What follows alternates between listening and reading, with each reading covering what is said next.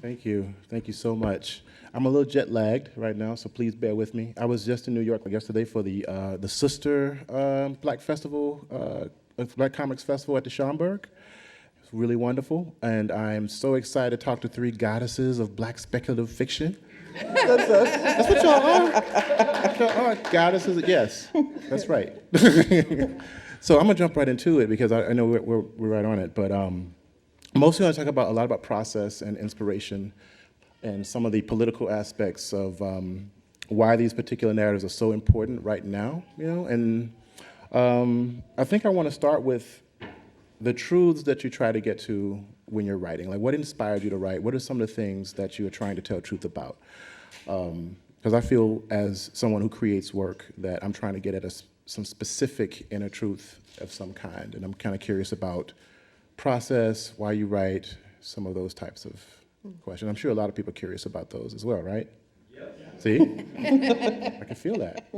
Okay. Anyone can, you know, y'all all goddesses, go. I'm just glad they didn't say, nah, we don't care about that. I know, right?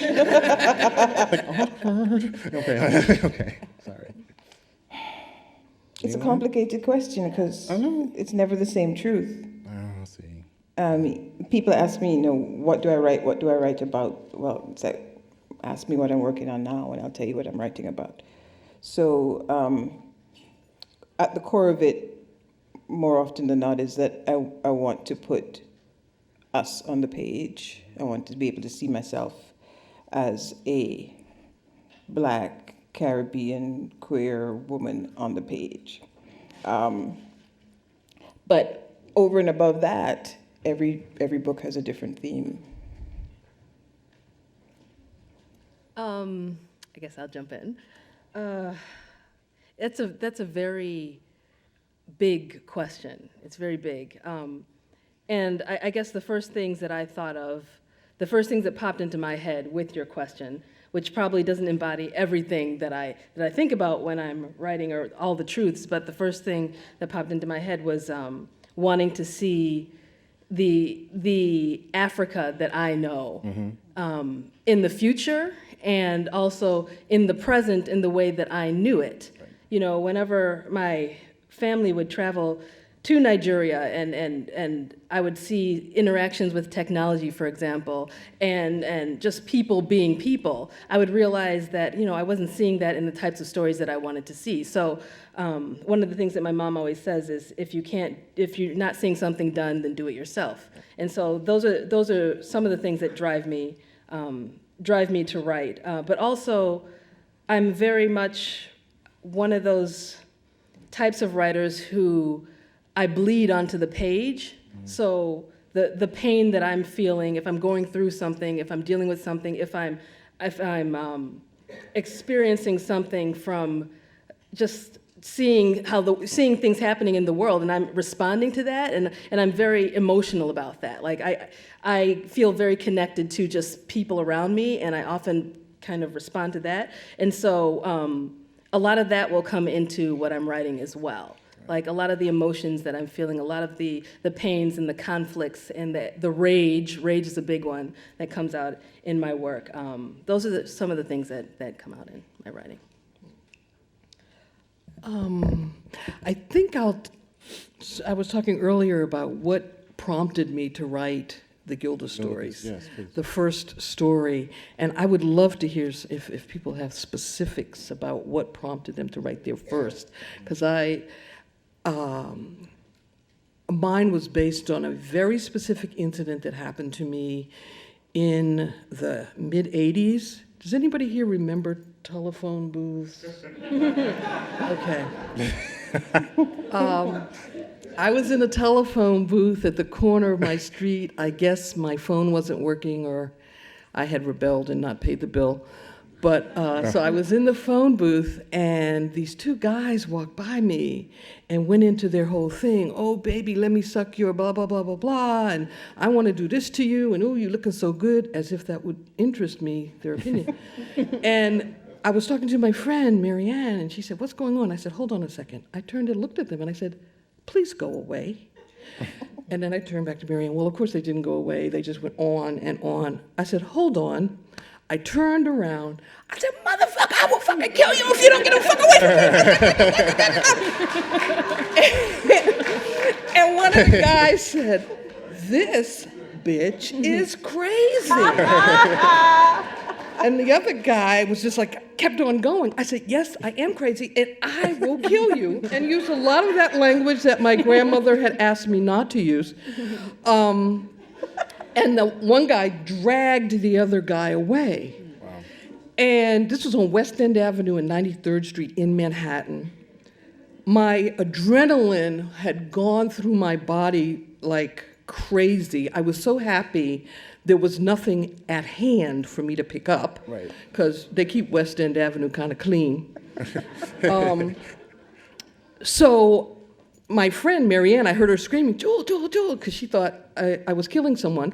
And so I said, Marianne, I can't talk, I have to go home. I can't talk. So I went home and I caught my breath and I sat down and I wrote the first Gilda story. Yeah. And it was a woman walking on the street, and a guy does that to her, and of course she kills him. I'm so going to use that when I teach the Gilda stories now. Tosses his body in the river. So I decided I better use my powers for good. And over time, evolved the vampire mythology, because that's really what I realized I was working on, so that she didn't have to kill people, and developed a whole philosophy around it. So that fit into my social political philosophy as a lesbian feminist. And I felt like, the surrealists believed that you have to first change your dreams in order to change the world. Right. And I feel that that's what speculative fiction, any kind of speculative fiction, people writing, Black comics, they're imagining a better world. They're dreaming a better world, a different world. And I realized that's what I wanted to spend my life doing, as opposed to, killing people on the street. We're so glad that wasn't seriously. You ought to be visiting me in jail. Right? I don't want to think about that. It's a whole nother. Wow. Okay. So, so picking up some of those threads, I've been really fascinated since childhood around the supernatural, science fiction, horror. I came up in the South, in itself is a very speculative, scary place, right? You're talking like post-civil rights era Mississippi, right?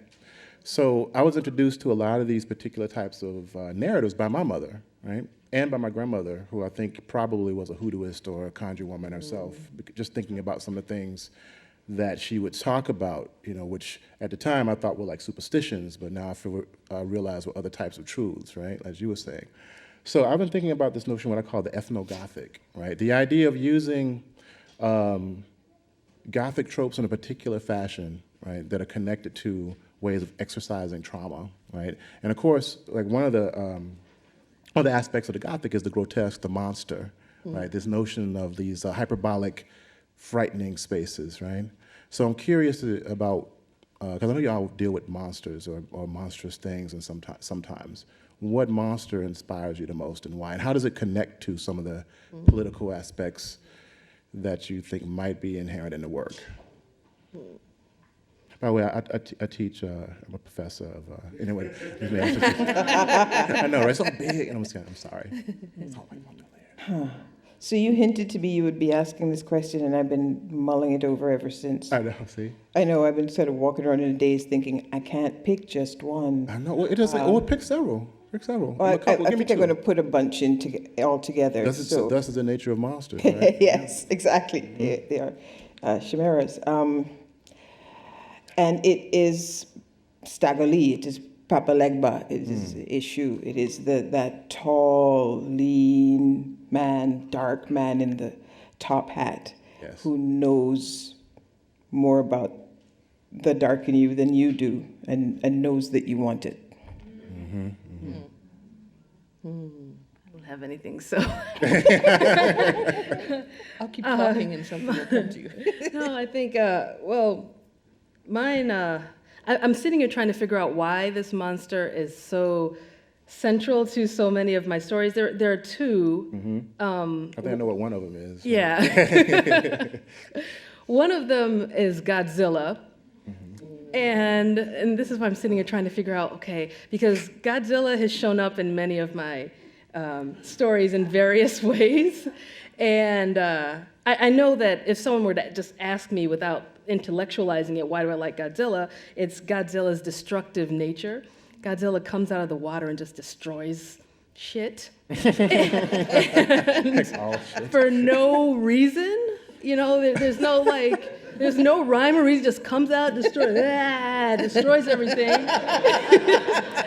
and then goes back into the water. I love that. And I don't know why. I don't know why. There's something about it, and it may have something to do with my obsession with post-apocalyptic narratives as well. Okay. This idea of everything being destroyed, you know, and then having to deal with that. It also may have to do with my anger issues. I don't know. Get it somewhere. All right. A lot of rage. The second monster, it's not really a monster. It's just this entity that has shown up consistently in my works now. It's in Lagoon, and it's in Akatawich Part 2 as well. And it's this spider. It's this giant spider that its name is Udide, which means spider in Igbo. Spider the artist. The first time the idea of this spider showed up in one of my stories, it was in my story called Spider the Artist, which deals with the Niger Delta, where you've got it's set in the near future, where you have the government and the oil companies have created these robot spiders to guard the pipelines, the oil pipelines in Nigeria, can prevent people from bunkering. And these spiders, of course, they kill anyone who touches them. They just tear them to shreds so that they can guard the oil. So that's sort of another story. But this spider it's not Anansi. I know that. I had an uncle who told me about. I'm terrified of spiders. So there's that. I'm utterly irrational. If a spider were to come down to the ceiling right now, you would see me embarrass myself. So I'm terrified of spiders. I don't know why. It's an irrational fear. And so spiders have always shown up in my stories, but this particular large one, it lives underneath the city of Lagos, and it turns onto its back and feels the vibrations of the people. And it's a monstrous spider, and it weaves and creates stories and narrative and controls everything. It's just, yeah. So that's my second spider. Yeah, I'll stop there. Okay, so I want to stop and read that story right now. What? Okay. Well, I guess my monster started out as those two guys on the street, and has evolved to any figures that prey upon people who are less powerful. Right. And I think that was one of the reasons I was interested in doing vampire stories, because Dracula is such a pervasive mythology, such a pervasive character, and insidious because he's charming and he's a serial killer. And, if you go back to the original ones, that he, seduces women and kills them. And everybody is excited. Dracula's coming over, I'm like, wait, what? Is it?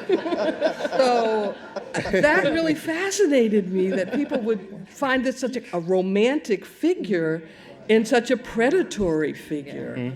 And I've seen, just about every Dracula movie ever made. And I remember one day I went with my mother and grandmother to see the play Dracula on Broadway. We left that and went to see the movie with Frank Langella, which was playing in Times Square that one. same time. And we were in conversation about that for hours. How can he be so sexy and be such a killer? So that really set me up to work on how to redo the mythology, so that I felt like a vampire could be heroic and not a predator, not a serial killer. And in this new book that I'm working on, it's about the society becoming predatory, using people who are empathic, using people who have certain kinds of skills, artistic skills, and making them work for the government, segregating them into patches so they only associate with people who are doing what they do, and how to escape that. So it really is, the monster is really those who prey on less powerful people. I'm really I'm obsessed with it. I'm actually teach a course called "The Medium is the Monster," which is kind of actually I think you actually came to that particular, Nnedi went to that particular course, and yeah, she was scared, but I'm really fascinated by it because as a metaphor, it has these different multivalent aspects to it, and could stand for so many different things. And you kind of touched upon like some of your interest in like social justice to a certain degree, or some of the issues that are going on right now in our country. Could you all of you talk a little bit about? I've been really fascinated by how like Black speculative culture has had this, not necessarily a resurgence because it's always been there, but there seems like to be a lot of interest in the Black speculative arts and Afrofuturism and these different types of like ways of making meaning through the Black imagination. Because as you were stating earlier, I mean, the idea of aspiration and the idea of imagination are like key to all types of movements, right? I mean, look at Robin D.G. Kelly's book, Freedom Dreams. Thank you. That deals a lot with this notion of the initial spark of imagination and how it kind of pushes forth every movement, right? Or this idea of how there seems to be these intersections between Black speculative culture and various movements that have been happening recently. Do you want to maybe talk about some of the things that have been happening, or your own personal beliefs around social justice issues, whether it's representation, whether it's gentrification, whether it's particular identity politics, and how it relates to these particular types of narrative constructions? Sorry. That's a question? Yeah, I just want you to talk. Just talk about those. Do you see those things being intersected, or do you see those things having common grounds? It seems to me that there are some, particularly instances like, for instance, like Octavius Brood, for instance, right, where you have on the ground activists who are actually using narrative to deal with those issues, right? Yeah, I keep going back to Walter Mosley, who you may or may not know, has written science fiction novels and short stories. Yeah. Okay, all right. All right. And I'm going to paraphrase him, but he basically said, we need a better world, and in order to have a better world, in order to make it, we first need to be able to imagine it. And also Samuel R. Delaney, mentor of mine, who said, we need visions of the future, and our people need them more than most. So, That's right. yeah, That's right. it was true then, true now. And so there is very much a connection. And I sort of also think, yeah, the work is there, the work needs to be done, it's desperate, but we also need to be able to enjoy, to have fun, to have imagination, to have passion, because why else are we doing this? So I think we also need to give ourselves permission to enjoy Godzilla coming out of the sea and smashing everything up. Yes. There is nothing wrong with enjoying that. The work is there and we will do it.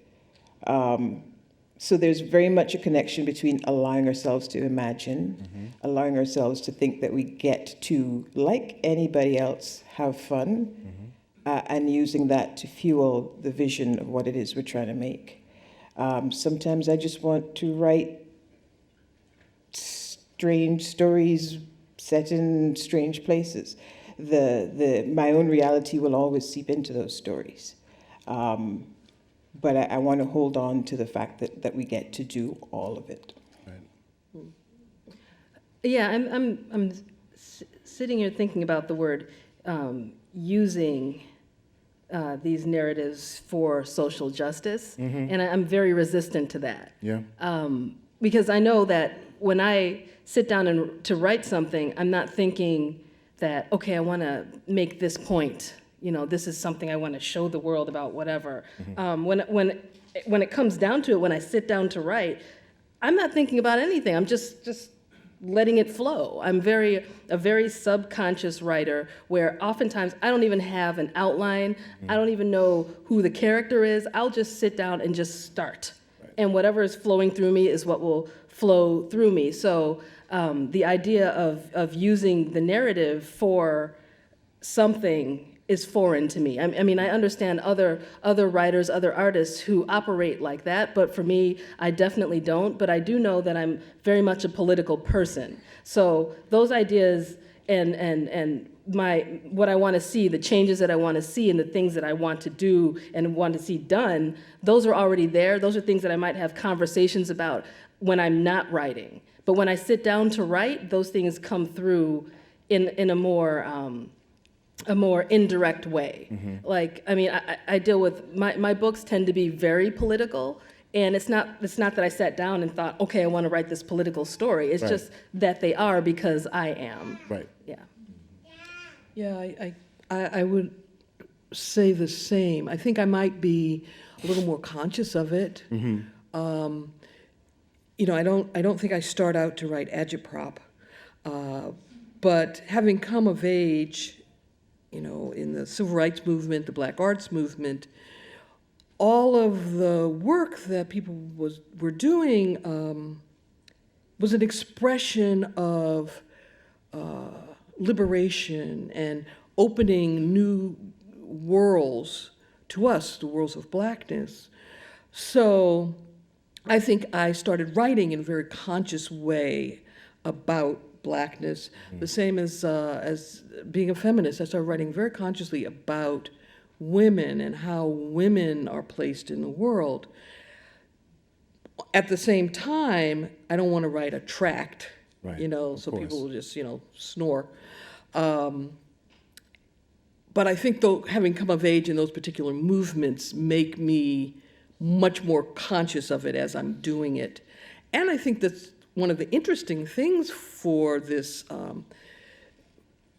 going from African Americans saying, how dare you write a vampire novel with African Americans in it? How could you do that? How could you connect those things?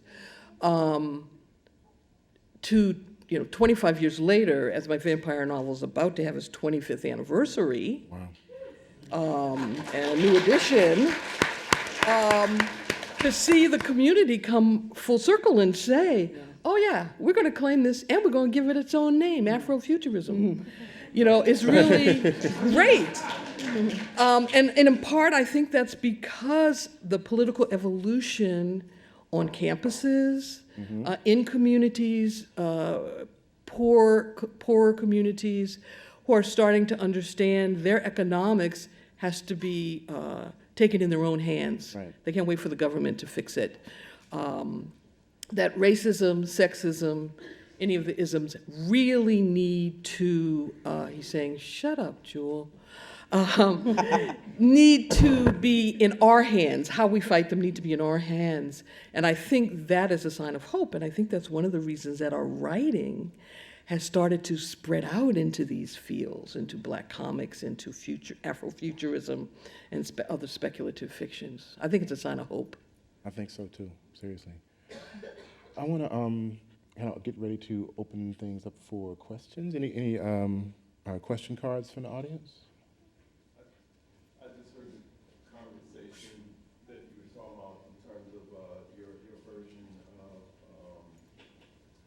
Dracula, or sort of vampires, and just in my head, just blazing in my head the word blade, right? And Blade being the reverse character of these vampires, so to say, and how that sort of relates to the superhero and superhero figures, because it was at the end of the movie. Oh, excuse me. So this concept of Blade and how the last film, the trilogy, brought forth the woman, and was it the second one? I'm not totally sure. I have to go back and look at it. It was two. And so, I mean, I'd like to hear you guys' take on that, because it's amazing that, you're talking about it from your perspective, and I wonder where your mind goes when it goes to Blade and how that sort of community builds up within itself, if you don't mind me. I loved Blade, the original Blade, and I was, it's like all of us, we can look at anything and project ourselves into it, even if we aren't there, literally there. Even Star Wars finally had a decent black person and a woman in it. Doctor Who has a lovely black woman doctor, Dr. Jones. So, it's very easy for us to see ourselves sometime in our minds, but it helps when there's really a person there. Yes. It really helps. Yes. And she doesn't have to be, have bubble breasts and be half semi-clad to save the world. She could be wearing regular clothes and have a regular body. So I enjoy that expansion so that women do get included, and the vampire mythology has always been predatory around women. Mm-hmm. So it's hard, I think, for people to reimagine the vampire mythology without doing that, but I loved what Blade did. Mind if could I? Okay, I have a lot. Because I'm sorry. Did you want to answer the Blade question? We want to hear from you. Because I'm like about to jump out my seat to that one. I'm sorry. Yeah, not to geek out. I love geeking, but so one of the things I thought was really interesting about the first Blade is how much it likened itself to like blaxploitation films. And where did Blade get his serum from in the first film? He got it from the black community, right? He was surrounded by black people. He was surrounded by his people, right? And this is actually before Marvel Comics kind of took over the franchise, right? And so it seems as soon as it became more corporate, because they didn't even want him to do it probably, right? I mean, they just kind of like wanted to just throw him whatever character, right? But he actually made it, and also jumped off this obsession with the superhero genre in the film also too, right? So it's almost like this, the more and more corporate that particular character became, the more, he started to be erased from it, right? Right. Yeah. Removed from community. That's right. That's right. They literally took him out of the community because he actually got his serum from some space that was from a black space. Yeah. Yeah. Yeah. Yeah. Yeah. Definitely. I'm sorry. Yeah. I couldn't help it because I'm like, The other thing too, I thought was interesting how they used the metaphor of the corporation and the vampire. I thought that was really Right. interesting as well. Right. Yeah. Can we get Sorry about that. Wait, hang on. He's coming. A mic is coming. I'm sorry.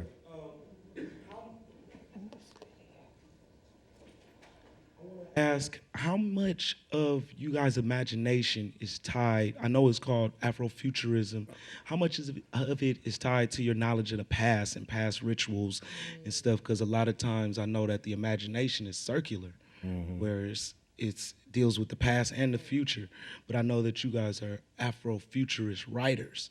So how much do you guys read about the past? Do you guys deal with the past? Do you guys deal with the ancient past? Do you, I just want to know how much of that, and what is the process of how it creeps into the future in your imagination? Okay, I got to, like Nnedi say that when I sit down to write, I don't think I'm an Afrofuturist writer, I'm going to write an Afrofuturist whatever. I'll happily claim the adjective. It happened after I started writing. It is it is a label that people use to try and pull together a pattern that they're seeing, and in so much as what it is, it's useful. But it is also not as simple as I'm just a writer. Of course, I'm not just a writer. I am everything that I am. But the Afrofuturism part is it's got to be somewhere else when I write, or it will stop me.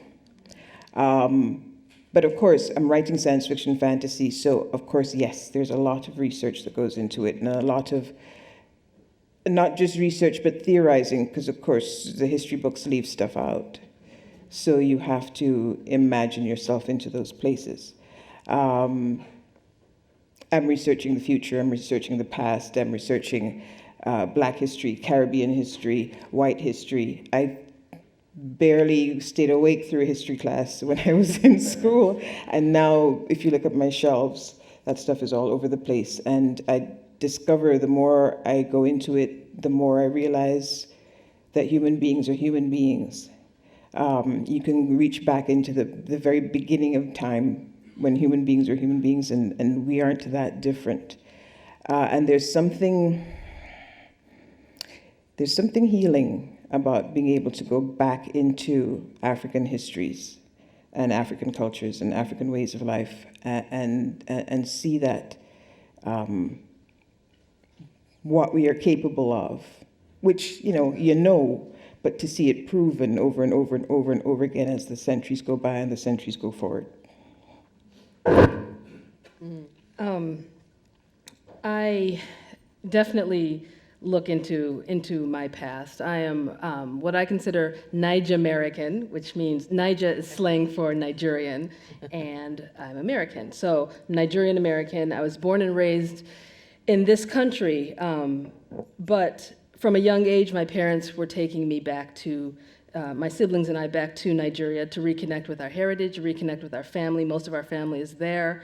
And then also just being Nigerian American in the house, within that culture, within the Igbo culture, those old traditions and ways have seeped into who I am as well. So those all manifest themselves. My Nigerian Americanness definitely manifests itself in my work. I deal a lot with the traditional spiritualities, especially of the Igbo people, but of other parts of the continent as well. One example are masquerades. Masquerades show up in my works a lot. Masquerades are found in many different African cultures, but I have a lot of what I write about comes from personal experience. So my personal experience with masquerades. Masquerades are they're manifestations of the dead and the ancestors and spirits. And there are many different types. Some can look very monstrous, just raffia and cloth, that can look like monsters, and those are the ones that I've been obsessed with. And so when I was a kid, whenever we go back to Nigeria, the masquerades would come out around Christmas time, that's a whole other issue.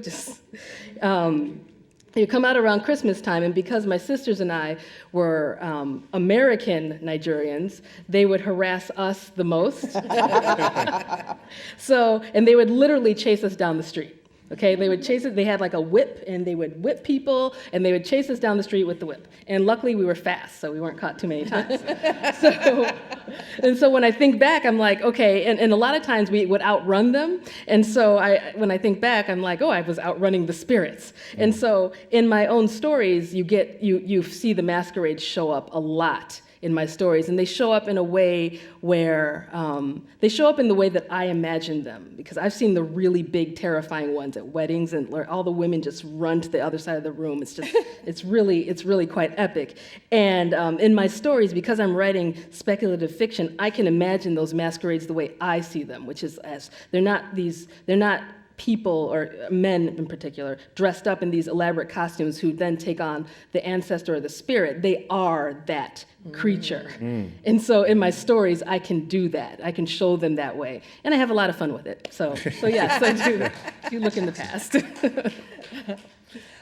I would say definitely history is important for me as a writer. I mean, my vampire novel, my first vampire novel, starts with a young woman escaping from slavery in the U.S. in 1850, and follows her after she becomes a vampire till the year, I think it's 2050.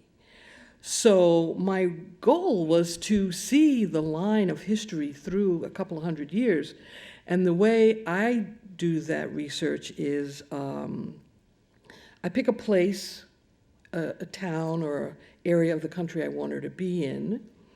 Then I pick a year I want her to be in, and then I research that town and that year and see what story emerges for her, whether it's, during the Black migration to the north, and she ends up in a town near the Mississippi River where African Americans have moved to work during World War I, or Chicago in 1927, the meatpacking industry is at its height, as are, mobsters. and how do African Americans fit into that. And so I find that I'm doing specific research for different periods and different places for each section of the book that I'm writing. And I'm writing a second one now, but the first one, that was I mean, almost opened a map and put my finger down someplace and said, what year would I like to be in Hope, Mississippi? Yeah, I know, right? Future. The future, right? So, okay, yes. Sorry. I'm sorry. I think it's two writers. Writing is expression, not just like I feel. They it's like art, music, dancing, all are expression. And then it's like voicing yourself. See, I love vampire, Dracula, mummy, real world, King Kong, dinosaur, invade the city. I enjoy. I love it. Those are fantasy. See, every writer, they express it in the three essential elements are idealistic, creativity, and sensitivity. It's like expressing. You know, to me, it's so wonderful. Love it. Great, Thank you. Great, Thank you. Yeah. You can express it, you know? Now, your idea, creativity, and sensitivity, three essential elements. Yeah. Thank you. So we have I have to read a question from the audience on the card. So this one is dealing with the socio-political agency of art. And basically it's amazing, like the last question was dealing with with history. This one's kind of dealing with where you think the future's going. Like, what do you think this notion of what has been constructed as Afrofuturism or Black speculative culture or what have you, how's it shaping the future, do you think? Where are we going next, do you think? It's not really hard, is it? I'm just kidding. No, not at all.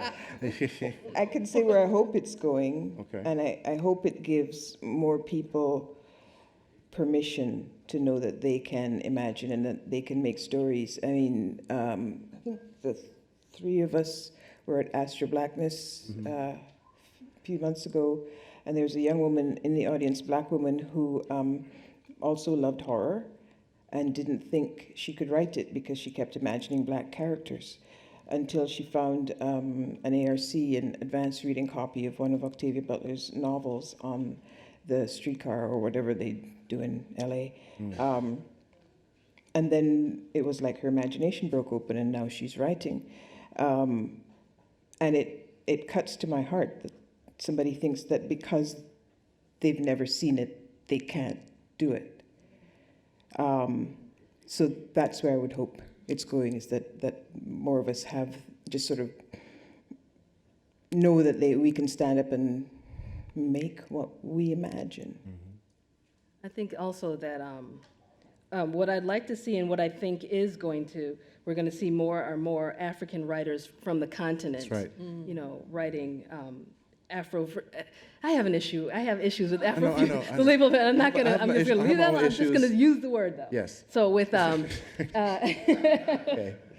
with Afrofuturist stories, and I think that the change that I've seen, because I've had a lot of interaction with especially Nigerian writers, and what I remember from maybe about 10 years ago, there was this general attitude of what is real literature, and science fiction and fantasy and speculative fiction were not considered real literature, and what was considered real literature were like Things Fall Apart, you know, serious writing without any of that weird stuff going on in it. Right. And Read it, Jimmy? yeah, exactly, because Things Fall Apart has lots of speculative elements in it. But that's another issue. But I think that we'll see more Africans directly from the continent writing this kind of literature, and I think that what they write is going to have like a different flavor as well. And what I also would like to see in terms of Afrofuturism is just more diversity in the types of writing. I'd like to see female writers writers with disabilities, just more variety within Afrofuturist writing. Right. That's what I'm waiting to see, because right now it's it's so small, you know, and it's slowly building, and it's increasing and growing. But I'd like to see more of that, and I'd also like to see really an extremely successful Afrofuturist writer, extremely successful, as in like best-selling status, Yes, who's mediocre. Wow. I want to see that.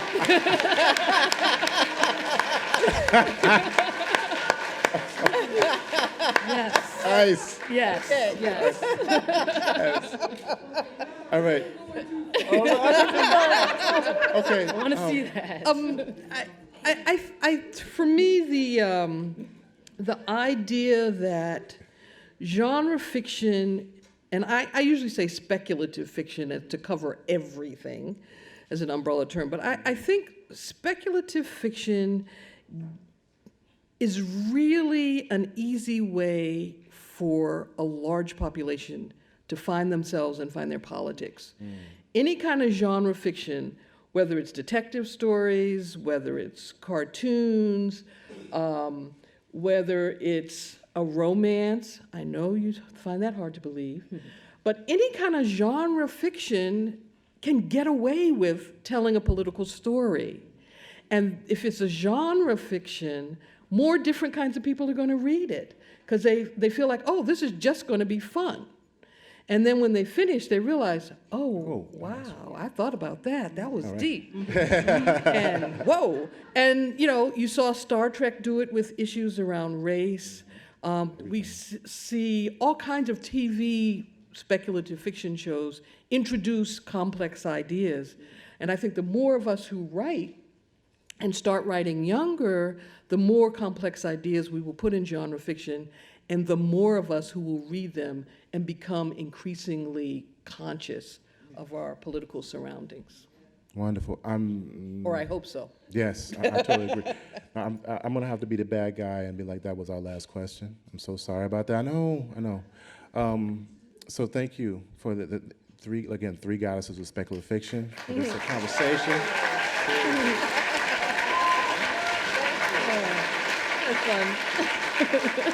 I want to get a picture with all of us. Of course, yes.